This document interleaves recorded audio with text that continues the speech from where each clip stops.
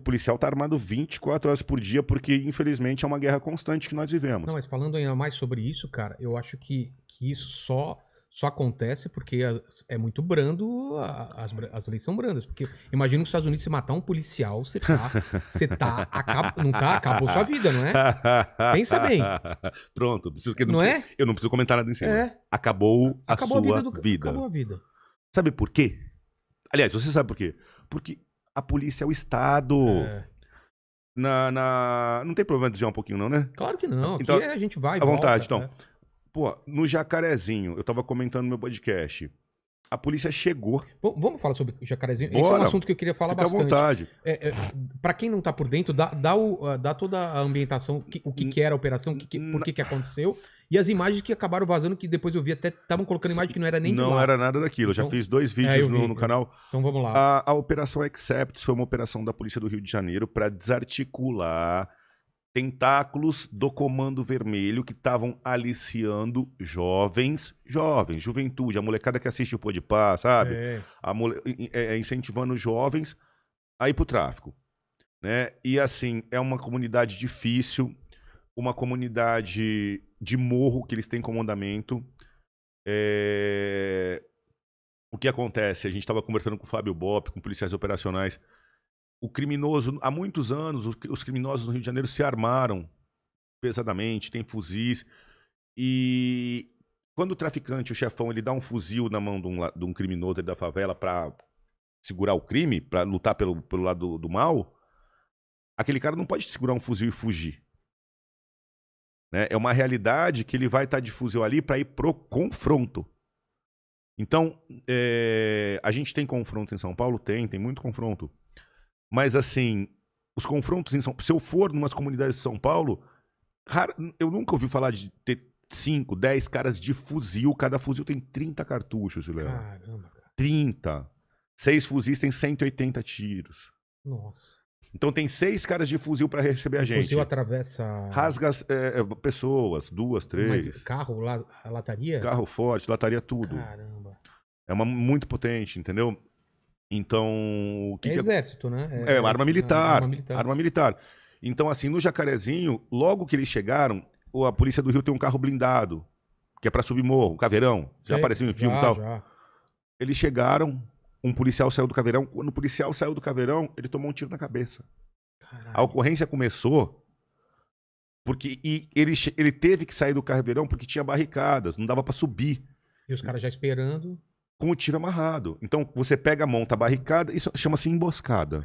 Você pega e coloca 2 barricadas aqui, fica numa posição, você já deixa o tiro marcado, mas você ajusta o tiro ali. Porque já sabe que...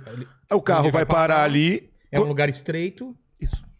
Então, assim, é uma operação que começou com a execução de um policial. Caralho. E aí, você analisando o armamento que foi pego, a quantidade de... foram pistolas, 12, granada. Granada os caras usaram? Granada.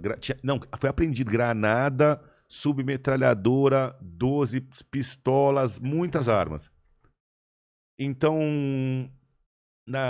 nessa situação, a polícia tá ali para fazer valer a lei. A polícia tá ali para tirar a molecada da mão do tráfico. E a polícia que é o Estado, que somos nós. A polícia defendendo a população. Então, se a polícia chega ali e toma um tiro, um policial toma um tiro, eu queria que as pessoas imaginassem se a polícia virasse as costas e falasse, não, a gente vai embora porque tá muito perigoso. Que seria uma coisa... Não, já morreu alguém, vamos recuar. Então, se a gente recuar, se a polícia recuar, a democracia perdeu, o Estado perdeu. A ordem perdeu. Eles colocaram mais demarcaram mais um. Aqui é meu, ninguém mais entra. Isso. Aí é o Estado sendo... Terra de ninguém, né? Não dá.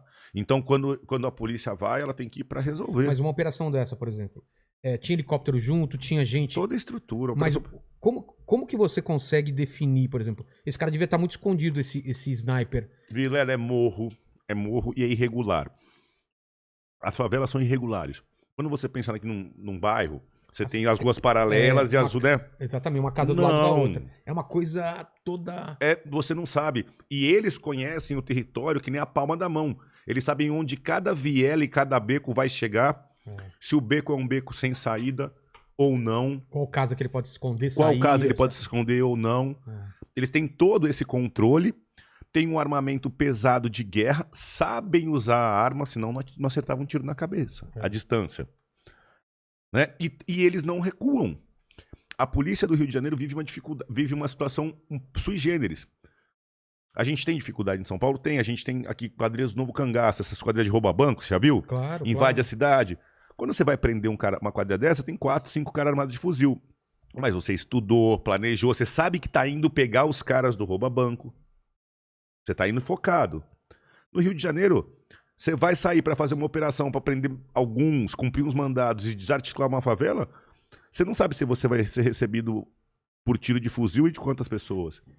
E a polícia do Rio só faz eles recuarem avançando o território, tendo que ir de baixo para cima. Eles estão em posição privilegiada. Privilegiada. Né? As posições militares para manter território são sempre altas. Você vê castelos sempre em cima de montanha. Sempre em cima de montanha. Chama comandamento. Posição de comandamento. Você vê na Segunda Guerra também, quando os nazistas eles ficavam em cima também, esperando a galera. Sempre. Porque é muito mais fácil, né? Isso. E quem tá na defesa, às vezes tem menos efetivo de quem tá atacando, tem que atacar com 3, 4 para 1 de efetivo para subir. Exatamente.